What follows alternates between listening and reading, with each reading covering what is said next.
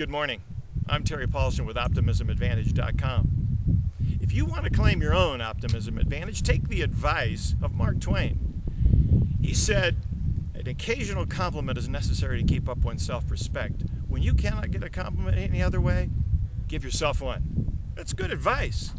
To maintain an optimistic attitude, it's important to learn to catch yourself being effective. Now, that's easier said than done. Research suggests that 80% of our internal dialogue tends to be critical when we look at ourselves. Less than 20% supportive. Why is that? Well, maybe it's because we take ourselves for granted. Look at this beautiful scenery here at Lake Tahoe. Mark Twain loved to talk about compliments, but he also liked talking about Lake Tahoe.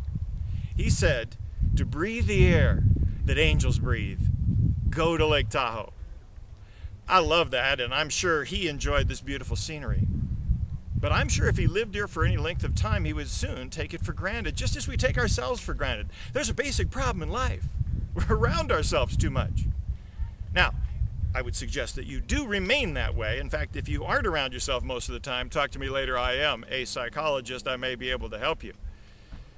Unfortunately, since we are around ourselves a lot, we take ourselves for granted.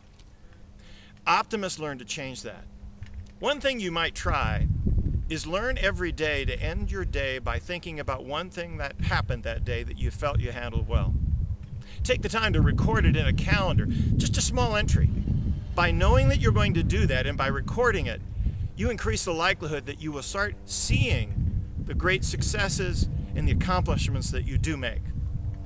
You see, if you're not keeping score, you may be winning and not know it.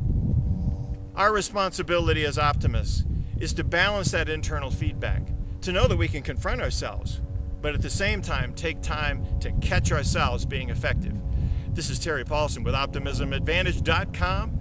Go to that blog and share your comments, share what's working for you in claiming the optimism advantage.